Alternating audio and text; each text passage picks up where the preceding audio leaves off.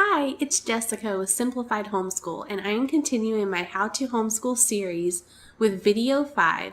And in this video, we are going to talk about different learning styles because the next video is going to be on choosing curriculum. So we're going to kind of put together your information from video 4, which was methods of homeschooling like Charlotte Mason, unschooling, traditional, classical, whatever you sort of gravitate towards.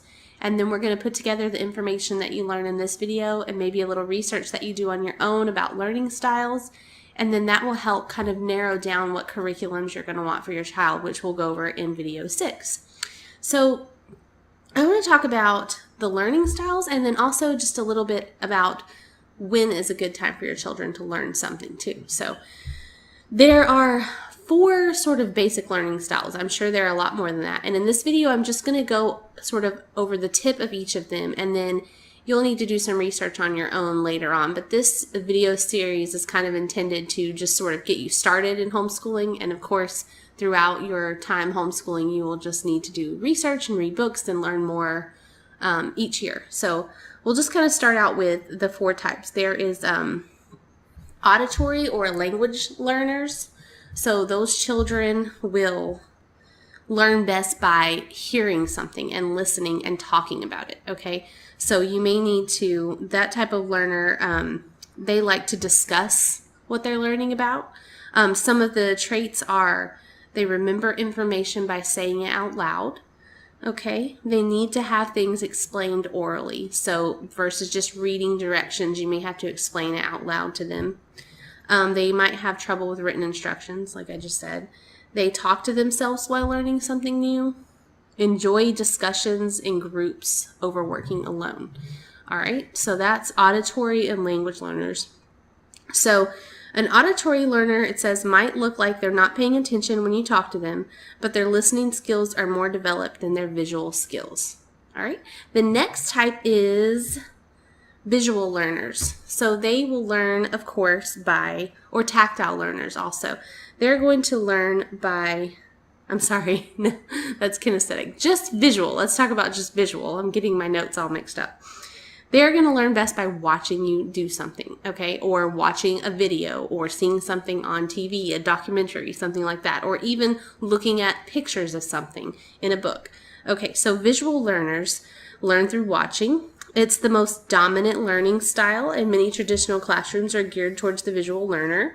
They're learning to make sense. They need to be able to see, visualize, and illustrate their knowledge, skills, and concepts. Visual learning characteristics are remembering visual details, all right, preferring to see what they are learning, needing to have paper and pens handy, doodling while listening.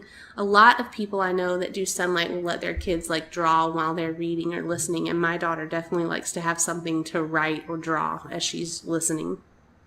And writing down instructions, they like to see instructions written out or demonstrated. So if you tell them how to do something and you give them oral directions, sometimes that's harder for them to grasp than actually having it written down or picture directions, however, depending on the age, of course. Okay, and the next main style of learning is kinesthetic and tactile. And of course, that means that they learn best by doing, touching things, and just acting it out, stuff like that. So they like to be actively involved in learning. They learn best through hands-on activities and movement. They want to actually do whatever is being talked about or learned. They like to move around while they're listening or talking. They often talk with their hands. They like to touch things in order to learn about them. And they remember events by recalling who did what rather than who said what.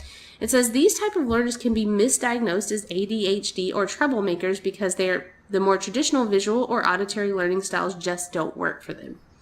All right. And then there's a 4th style that some people think, and it is logical and analytical. And those type of learners like to explore patterns. They like to see how things relate to one another. Some of the characteristics are they love knowing how things work.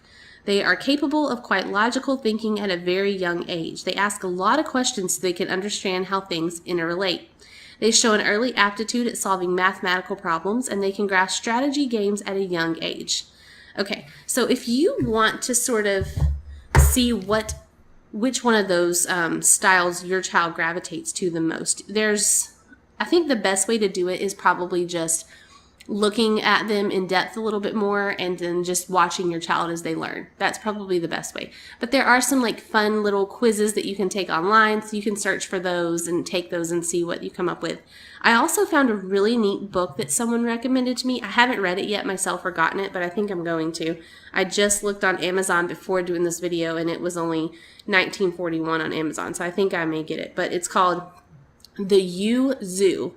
And it's a children's personality profile is what it says. So the author has written it where the kids kind of will say, I think it follows about 4 different kids as they go through the zoo and they make different decisions, and the children points out which child in each scenario they are most like, and then, or they relate to the most, and then at the end it kind of gives you a little personality profile based on the choices that your child made. So it sounds really fun and just a cute way to kind of see more about it. And the reviews are really good on it too. And the person that recommended it to me said it was a really cool thing to see. So it looked like a fun way, and it said it maximize your children's strength and minimize their struggles and just have fun and connect with your children. So that was called the You Zoo. So I thought that was neat.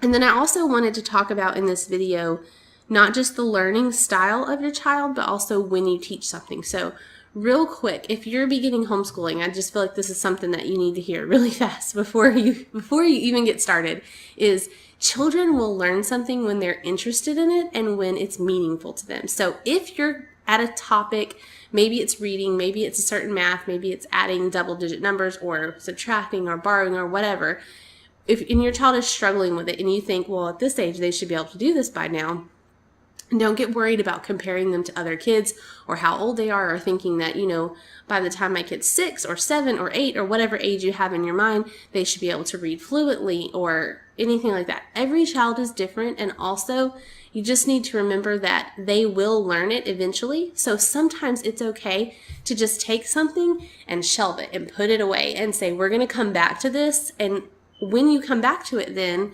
and they're ready for it, they will learn it so much quicker and so much easier. It'll be less of a headache for you and for them, and they'll remember it longer too.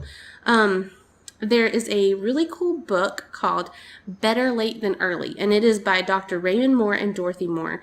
And it talks about how children need to mature emotionally and physically. They need to gain logical skills, learn about life, and create connections to what they read. And then they can learn later on, and that will help them remember material better too. So this book I think is more geared toward reading, but I mean, this topic really spans to anything that you can teach your child. Sometimes my daughter has not been interested in certain subjects and I've pushed it and it was horrible. That's what we did in kindergarten. But in first grade, I stopped doing that. And when she wasn't ready for something, we stopped and we didn't worry about it till later on. And I have learned that she will learn everything she needs to learn. She taught herself at about 4 years old about money, like all the coins and the values of them. She taught herself to add up money, which in turn taught herself to add. She taught herself how to add on sales tax. And all that was just because it was something she was interested in. She had money, she had an allowance, and she wanted to buy things. And she would go to the store, and I would let her look in the toy aisle or wherever she wanted to, sometimes the craft aisle. And even if she didn't have money, I'd let her go look, and she would kind of add up in her head the things that she wanted, how much they cost, and then she would add in the sales tax, and then she would know how much money she needed to make, and then when she made that money, she would ask to go and get those things. So that's something that she just taught herself. I did not teach her money at 4 years old. And when we came to it in kindergarten, it was like, oh, well, we can just do a quick review on this and skip it. And again, the same thing in first grade, because she's known all the values of all the coins and dollar bills, $5 bills, all that. She's known how to count. She actually taught herself how to count by fives because she knew, okay, well, this pack of Shopkins that I want is $5 and there's 4 of them here that I want. So, okay, I'm going to need $20. Like she figured those things out, how to count by fives. She didn't figure out how to count by twos. We taught that in math because we don't have any $2 bills, but she just figured a lot out on her own with math because it was interesting to her and because it's something she needed. So that goes back to kind of the unschooling topic, but we don't unschool, but I do try and use some of those principles of when your child is interested in something or when they need to learn something, they will. So if your child is not learning to do something as quickly as you thought, like reading, because I know that's a big one, do not get stressed out and do not force it down their throat. Just let them be, because they will learn to read. If you keep reading to them and they keep, finding ways to make reading interesting, they will learn to read. And, it'll happen. Even if it's late, that's fine. Because if it happens late, what you will discover from a lot of research, and even the book that I talked about, Better Late Than Early, is that you're going to have to spend so much less time teaching them to read because they're actually ready for it. You could spend 2 years trying to teach them to read in pre-K, kindergarten, and then still have a struggling reader in first grade. But if you wait to maybe start until first grade when they're ready, then you're not going to have to take near as long. Now, of course, some kids are ready early. That's why when I say first grade or kindergarten, it's just an example. It just depends on when your child is ready. So by all means, start the topic, but if they need more time, give them more time. Put it away and just make it fun. Play games with it, whatever the topic is. If it's reading, then you just read to them instead of making them read to you. Or if they want to read a little bit, what I did with my daughter when she first started kind of getting interested is I would let her read through things, but if she couldn't get the word, I would just give it to her instead of making her, sound it out. I don't know what it is. You have to tell me. I would just say, oh, you don't know that word? Here. And I would just read it to her. That way she could kind of go on with the story and the flow didn't get lost and the comprehension didn't get lost and the enjoyment didn't get lost.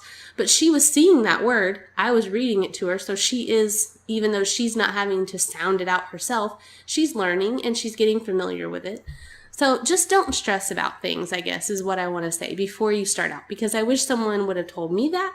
I wish that I would have known before I started schooling that it doesn't have to be stressful and you don't have to keep up with everyone and you don't have to worry about what the public school kids are doing or what your homeschool friends are doing at what age and all that, because it really doesn't matter. When she's in 5th grade, she's going to know how to read great. So it doesn't matter if she learned it in kindergarten or in 2nd grade or in pre-K or when she was 3. It really doesn't matter as long as they learn it and as long as you're creating an enjoyment for learning so that they become lifelong learners and they love to learn. That's what's really important, not when they learn something. Okay, so now that I went on my little rant that was kind of off topic, let me get back to the child's learning style. So kind of look at the points for each of the different learning styles that I discussed here in this video. Think about what you think your child might enjoy best, but keep in mind that you don't need to box them into that. You don't need to just get a curriculum that's for kinesthetic learners or one that's just for auditory. What you need to look for is a good curriculum that really it does well incorporating all of those learning styles, because even though your child may be a majority of one or the other, chances are, in most cases, they're, all of those learning styles, if you teach in all of those, that will help every child. So just keep that in mind, that it's great to know what your child's strongest in and weakest in, but it's also good to expose them to all those different learning styles. A lot of the curriculums that I use are great for all of those learning styles. Like I've talked about before in a video, the language arts curriculum we use is called Logic of English, and it has activities for each lesson that deal with every single learning style every single day. And the same way with our math curriculum, which is Right Start Math. It uses kinesthetic, it uses auditory and visual. It uses everything. So look for good curriculums that are really well balanced and well rounded like that. Okay? In the next video, I'm going to discuss how to choose your curriculum. Okay, that's going to be probably a long video, but I'll try and keep it as short as I can. So it's going to be just, how to choose your curriculum and the different types of curriculums out there. So I'm not going to go over everyone, obviously, because that would take me a year.